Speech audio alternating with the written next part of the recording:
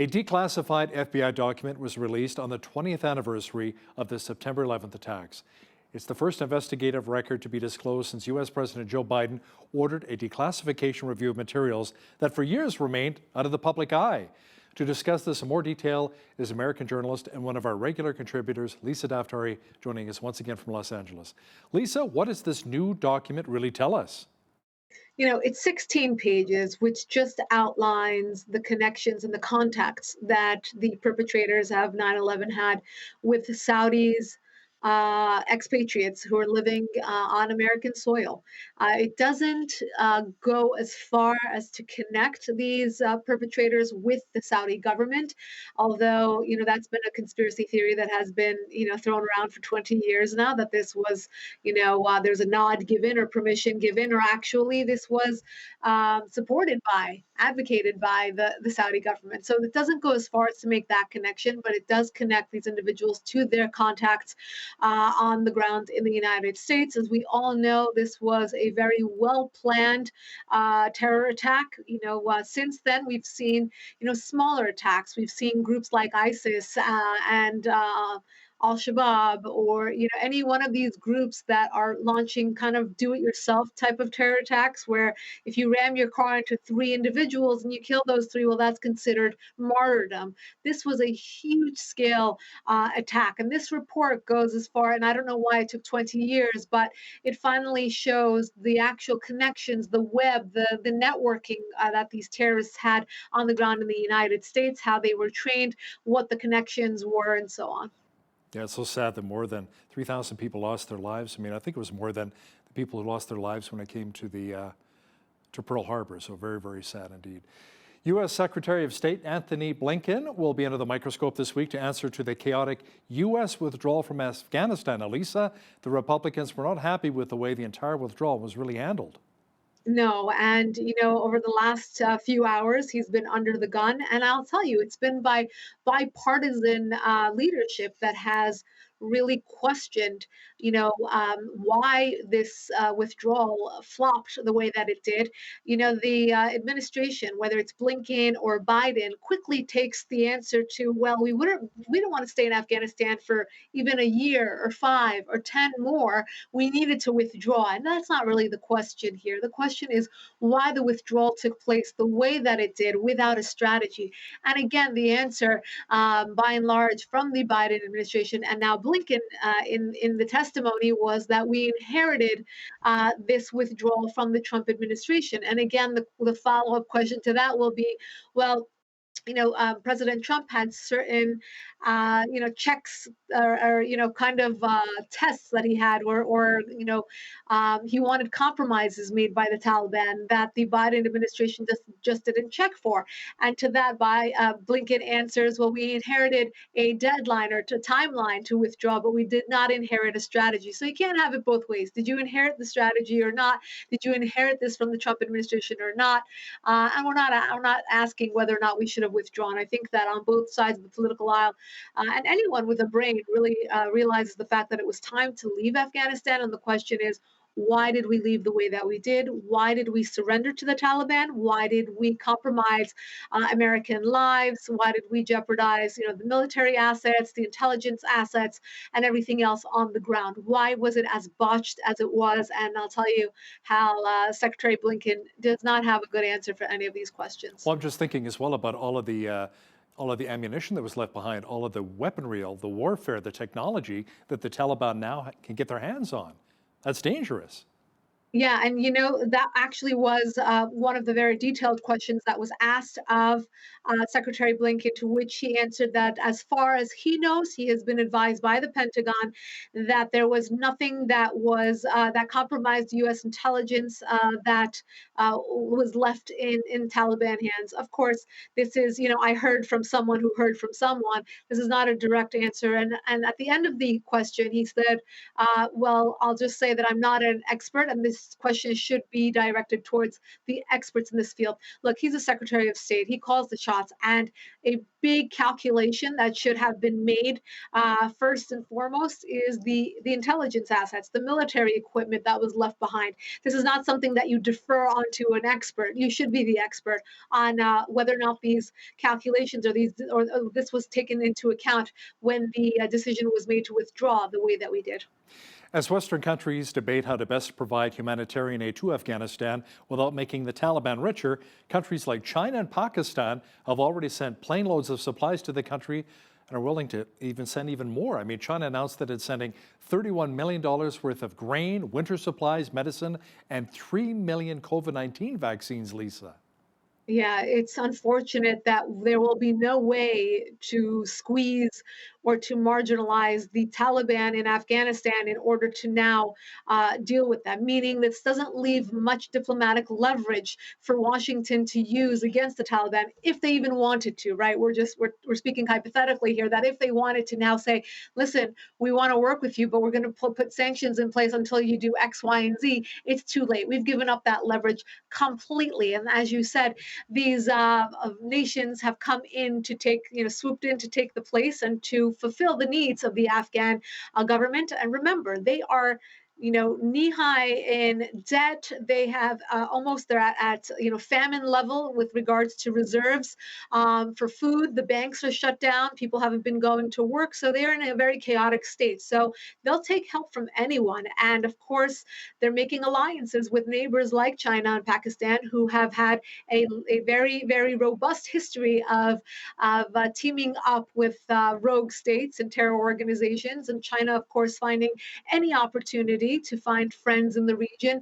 And Pakistan, of course, making nice with its neighbor. We know Pakistan has a very, very long history of harboring terrorists. And of course, that's an issue we've always had with Pakistan to say if you're going to receive the foreign aid from the United States, they need to get rid of the terrorists. You have to stop harboring terrorists. As you know, they were harboring Osama bin Laden for a long time as well. So, it's not a pretty scene for foreign policy. And of course, the U.S.'s role in it is abysmal. Now, the Taliban has brought forth some new rules for students in Afghanistan. Afghan universities will be segregated by gender, and a new dress code will be introduced. Now, the group also announced a review of the student subject matter that'll be taught. You know, Lisa, I remember when women and girls were banned from schools and university under the former Taliban rule from '96 to 2001. Right, and it's a great point you make that the Afghan people are they know the way of the Taliban, right? So under the 90s, the mid 90s, I should say, they knew the Taliban had this influence over the country. The women were not allowed to go to school, and that's what they thought would happen again. And in many provinces, women have been told to stay home from their jobs and universities. But now this new and improved Taliban, that's what they've been advertising themselves as, right? The new PR face of the Taliban says, no, women can go to school, but they will be dressed in head to toe burqa. They will be segregated in classrooms, but men and women will not be in the same classroom. And of course, they will be, limited as to the coursework that they can take. Look, women will not grow up to say, young girls, I should say, will not grow up to say, I want to be, X, Y, and Z any longer. They will be limited to a short list of vocations, perhaps ones that relate more to the feminine side or domestic issues and things like that. But we're not going to see women have the same sort of power, have the same sort of opportunities that were offered to them in the last 20 years or so. That is long gone. And I think a lot of women do know that. Imagine you are a woman who's a judge or a journalist who has worked so hard to achieve the status that you have and are now told that you will not be able to do that work any longer. You'll have to stay home. You can't go even to a doctor's appointment without a male escort. So women are well aware of the changes that are about to be made. And let's not fall for the PR efforts of this new Taliban that come out and they know they're going to get the headlines, right? They can say, women can go to university, but we have to look at the detail in the fine print, which tells us that it's not going to be the same for women in Afghanistan. Oh, that's suppression. That's terrible. Now, Lisa, in a move that could revive negotiations to restore the Iran nuclear deal, Tehran's nuclear agency and the International Atomic Energy Agency reached a recent agreement allowing the IAEA to service its monitoring equipment. Tell me more about that. Right. So the IAEA is the nuclear watch agency under the UN, and they have been long frustrated with the Iran regime's lack of transparency for their nuclear program. This being said, they were actually on board with not only the first Iran nuclear deal, but a second one more recently under the Biden administration. But when it comes to the nooks and crannies, we find out more detail about the frustrations, about the lack of transparency. And in this case, the Iranian regime is not giving them much more. All they're giving them is the ability to fix things or to be able to repair cameras and such.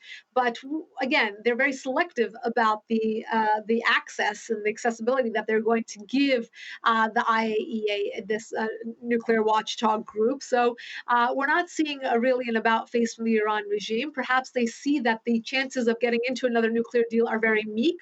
Last week, Secretary Blinken, in the middle of this Afghanistan fiasco, said that we're farther than ever from an Iran nuclear deal. Perhaps he was trying to, regain some face after this debacle in Afghanistan to say we're going to stand strong against the Iranian regime, even though we know that the guys in Washington are really jonesing for an Iran nuclear deal. But perhaps this is the Iran regime's, attempt at saying we're conceding, we're allowing the IAEA to come in and, to have, just some sort of, they can watch and they can have surveillance over our sites, and we're giving in. We're being transparent as we've ever been. So we'll see. Well, I never believe anything coming out of that country. Lisa, the Jerusalem Post is reporting that Iran is now training new terror groups to operate advanced unmanned aerial vehicles like drones. Apparently, the Islamic Republic is also training militias from Iraq, Yemen, Lebanon, and Syria. It is also allegedly trying to teach them how to manufacture Iranian drones. Yes, and you can add Gaza to the list as well, Hamas in Gaza. These are the places where they are getting their emissary terrorists from, meaning they are recruiting and they are training and they are investing in the future of warfare. And we're all sleeping, right? So the Western world, deals with going forward with peace, and we talk about climate accords. But meanwhile, in the East, they are preparing for the future of new face of military warfare. And it's not what it has been traditionally. It is drones and it is cyber warfare. And these are the places that are, investing. We're looking at the Iranian regime and Russia and China and North Korea, where they are investing in these capabilities. And in the case of the Iranian regime, look, Iranians as a general population of 85 million, and I'm going to overly generalize here, but they're not the first ones to stand up and say, I want to be a jihadi. They're actually, for the most part, very modernized, secular individuals who are more concerned about, the new iPhone that's coming out rather than going to become a jihadi to blow themselves up, whether it's on the fields of Syria or Iraq or anywhere else. So what they do is they recruit, and very well, they get people from the countries that you mentioned, whether it's Iraq or Syria or Lebanon, from Gaza, groups from Hezbollah and Hamas in Gaza and Hezbollah in Lebanon, to come and become volunteers, and they train them. They give them all the shish kebabs that they could possibly want, and they have the new generation of jihadi fighters. This is where we should keep our eyes on the future of warfare and where it's growing, what parts of it, what hotspots it's growing at.